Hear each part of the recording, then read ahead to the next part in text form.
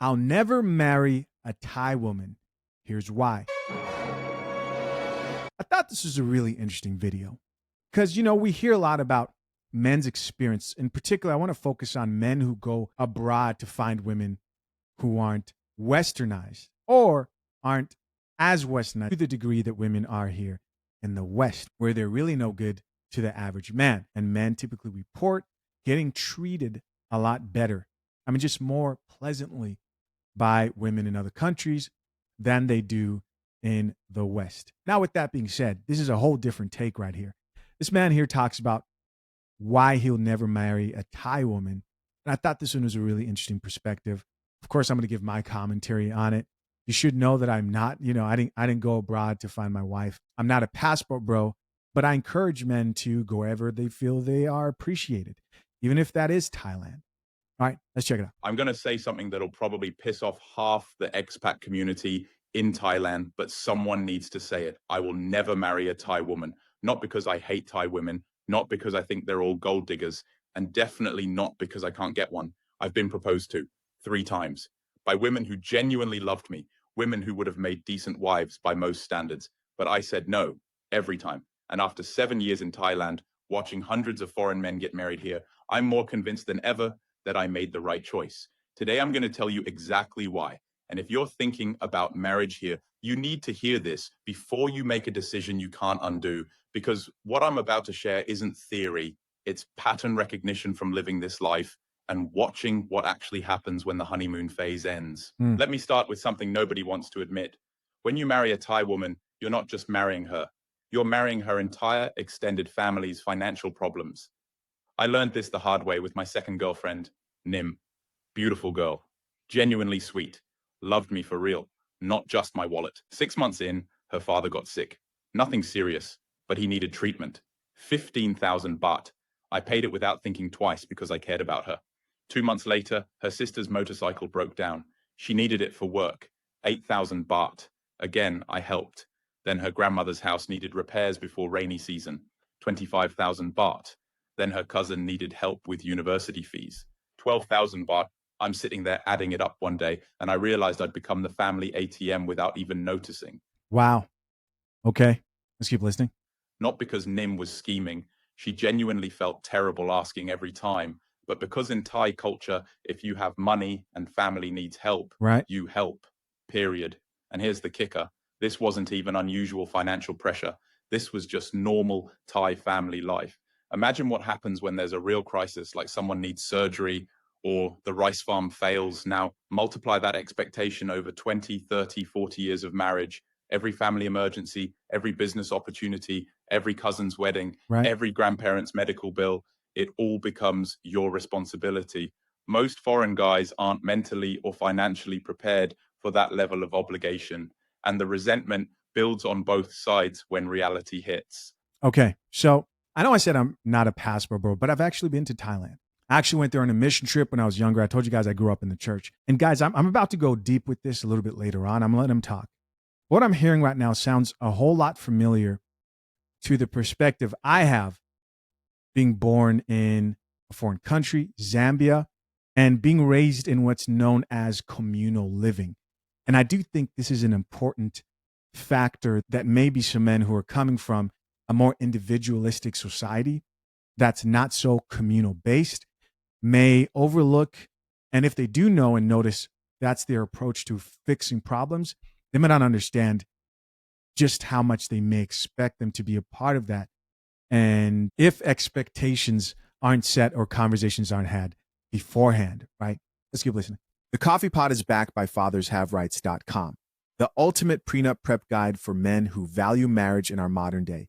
Future husbands, the divorce industry makes billions when men walk into a lawyer's office unprepared. Don't let the system profit from your ignorance. My step-by-step guide at fathershaverights.com, created with expert attorneys James Sexton and the lead attorney, hands you the questions, checklists, and strategy to walk in 10 steps ahead, and it costs only a couple of dinner dates. Click the link pinned to the top of the comment section, secure your future, and join the hundreds of men preparing their marriages the right way.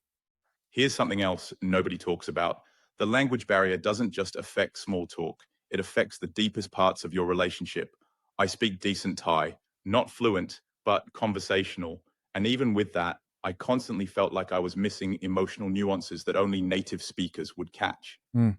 Thai is a high context language. So much communication happens between the lines, through tone, through what's not said. When you're arguing about something important, money, family, future plans, and you're both speaking your second language, you're not really understanding each other. I remember having a fight with Ploy, my third girlfriend, about her wanting to buy a car. In English, she said she needed it for work, but I could tell from her Thai friends' reactions that the word she used in Thai carried a different weight, more like strongly desired than required. These mistranslations happen constantly, and over years of marriage, they compound. You think you're having one conversation, she thinks you're having another, and both of you get frustrated because the other person doesn't understand.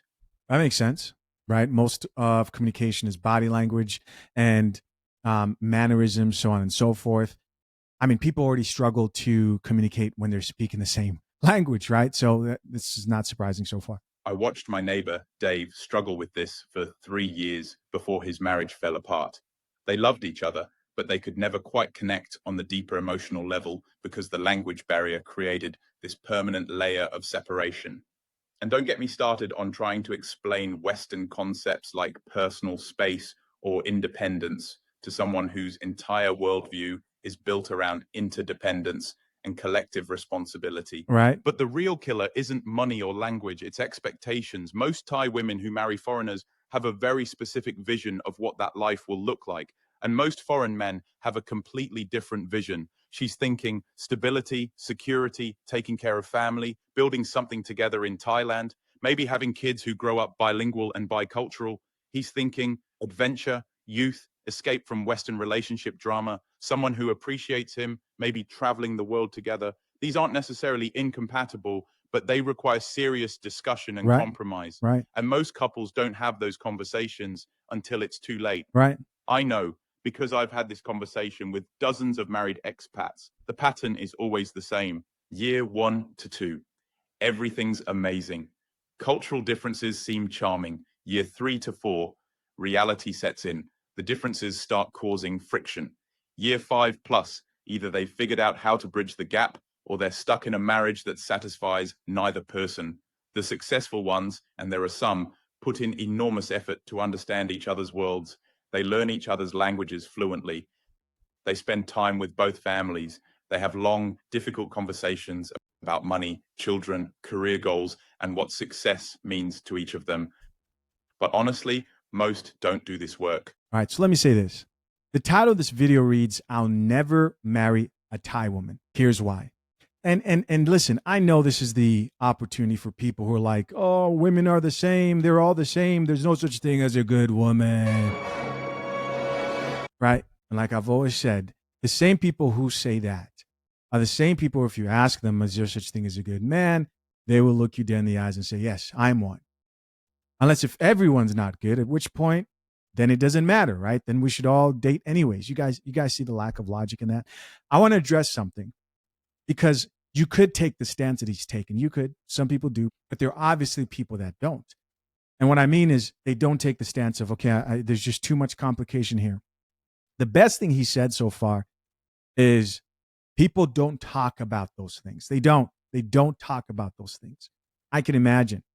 There is something you should know about people who grew up in a communal living type environment. The most important thing you have to realize is it's not just as simple as saying, we're not going to help out any family members, right? Here's why this is important to know. For most people who grow up in that mindset, you have to understand that their fulfillment in life, the same way your fulfillment in life in an individualistic society comes from making sure that you have a sense of independence, their fulfillment comes from a sense of helping out their community. And I'm here to let you know that you can't program this out of most people who grew up in that mindset. Some do break away from it. And I've seen conversations of people who, like migrants, who migrated to a country and they're there, they're well established, and they've kind of reconsidered certain things. But most people feel an obligation to help their family, especially if they come to the U.S. and they're living in the U.S. And They're living a better life and they're able to even help their family out a bit more. What needs to be discussed is to what degree and extent, for most men, are you willing to assist?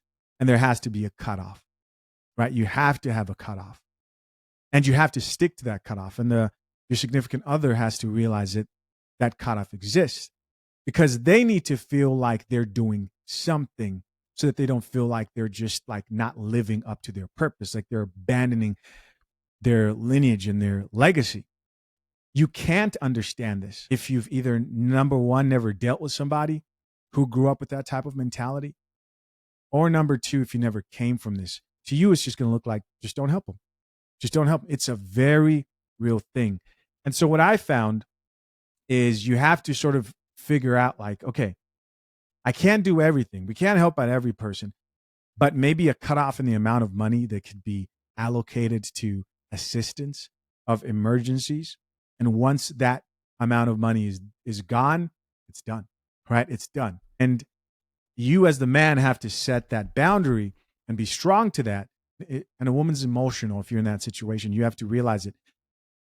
She wants somebody to blame to an extent. And you got to be that person to be like, hey, this is what it is. So she's like, my hands are tied. Otherwise, if you can't be strong, in her mind, she always think, oh, I can talk him out of this. She has to know, I can't talk him out of this, psychologically. And that's the best way you limit the black hole of problems that come from countries that aren't doing as well as other countries in the West, because you're not going to solve every single problem. Trust me. They just hope love will be enough. And love is never enough when your fundamental assumptions about life are different. Here's something really dark that nobody warns you about. Once you're married, you're trapped in ways you didn't expect. If you're married to a Thai woman and living in Thailand, leaving becomes incredibly complicated, not just emotionally, legally, and financially. Your visa status is tied to your marriage. Your assets might be in her name because of foreign ownership laws. Your social circle is probably mostly her friends and family. If the marriage goes bad, you can't just pack up and leave like you could when you were single. Right. You're financially entangled, legally complicated, and socially isolated from other options. I've seen guys stay in dead marriages for years because untangling everything seemed impossible. And I've seen guys lose everything, house, business, savings, in divorce proceedings because they never understood how Thai family law actually works. When you're single, you have complete freedom to change your situation if it's not working. When you're married, especially in a foreign country, that freedom disappears. And most guys don't realize how much they valued that freedom until it's gone. Right. Let me tell you what I've observed about foreign men before and after marriage in Thailand. So I'll say this too. I would suggest any man in any country, if they respect and recognize prenups, you get a prenup no matter where you're at. Before marriage, confident, social, pursuing hobbies and friendships, growing as a person, genuinely happy. After marriage, increasingly isolated from other expats, spending most social time with Thai family members they can barely communicate with, stressed about money, and gradually losing the sense of adventure that brought them to Thailand in the first place. It's not universal, but it's common enough to be a pattern. Marriage changes the power dynamic. When you're dating, you're both choosing each other every day. When you're married, there's an assumption of permanence that can make people stop trying as hard. And in Thai culture, marriage comes with very specific role expectations. The husband provides, the wife manages the household and family relationships. If you're not comfortable with traditional gender roles, this can create constant tension. I've seen foreign guys who are perfectly happy with independent, career-focused Thai girlfriends suddenly find themselves married to women who expect to quit their jobs and focus on family. And I've seen Thai women frustrated with foreign husbands who don't understand their obligations to extended family. The relationship that worked when you were dating can become completely different once you're married. And by then, it's much harder to change course. Yeah, a lot of what I'm hearing so far, just regular things that you go through if you marry, period. That you spend more time with your family, especially as a man, right? You are probably working more, so on and so forth. And of course, the unique element of learning the new culture. And obviously, that will be a learning curve. Now, I'm not saying Thai foreign marriages never work. I know couples who've been happily married for 10, 15, even 20 years. But look at what they had to do to make it work. Tom and Ratana. He spent 2 years becoming fluent in Thai before proposing. She spent a year living in Australia to understand Western culture.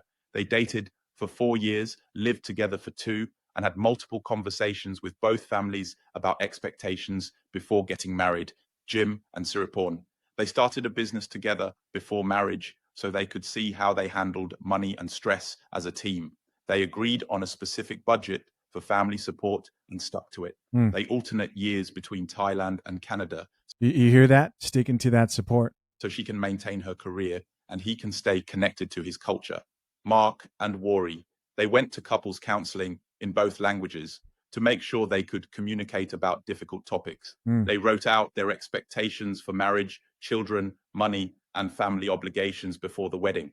These couples didn't just fall in love and hope for the best. They treated marriage like a business partnership and did the hard work to make sure they were compatible on every level. Right. But most people don't do this. Right. They right. get caught up in the romance and assume love will solve problems Right. that love can't actually solve. That's a fact. That's a fact. You know, there's a quote that goes, no matter where you go, there you are. Or something like that. I probably butchered that if I'm going to be honest with you. Let me see. Oh, no, I got it right. I wouldn't underestimate the work that it takes to be successful with the marriage anywhere, especially in the West. And I wouldn't underestimate it just because it's a completely different country. Now, you may not deal with the regular things you may deal with to an extent when it comes to women, but at the end of the day, women are women. And of course, guys, your thoughts. Let's check out some comments. This commenter here says, been together 13 years, married for 3 years with a Thai wife, lived in Thailand 7 years, now living in Norway. Solid advice. I followed advice from a German guy I met in Khao Chang. If you want a girlfriend/wife from Thailand, make sure her family doesn't need you. So I did. Family is very wealthy and they have never asked me for anything. There you go. This comment here says, this is not the Thai girl marrying advice. This is universal marrying advice. Not really, especially when it comes to the expectations for assisting family. Somebody else here says, they say marriage is like a tornado. It starts with lots of sucking and blowing. Then you lose your house. That's funny. That's funny. Somebody else here says, I married a Thai girl, but we live in Australia. I used to send a little money to help her parents every month until they died. After that, I stopped paying. My wife got a job eventually, and now I'm retired. She supports me. Life swings roundabout. I think that's supposed to say. Marrying her was the best thing I ever done. And some people responded back, said, congratulations, agree 200%. Somebody else here added, as someone who was married to a Thai woman for 8 years, I can attest to this is solid advice. Here's a Thai wife. She says, I'm a Thai wife, married for 16 years. My Thai family never asked money from my American husband. My Thai family actually helps us financially once. I have higher education than my husband and earn higher income at the moment. Some of my friends earn more than their husbands. Thai or Western, I live in the US and plenty of American couples can't communicate or manage their finances. It is about knowing who you are married to. Yeah, you know, the work is the work at the end of the day, especially when it comes to marriage, right? You are just not going to escape the work. Hey guys, as always, I appreciate you checking out yet another episode of the Coffee Pod. To my currently engaged or soon to be married men, if you need a prenup and would like a guide that shows you how to get a solid and legally binding prenuptial agreement, hit the link into the top of the comment section and access your guide at fathershaverights.com today.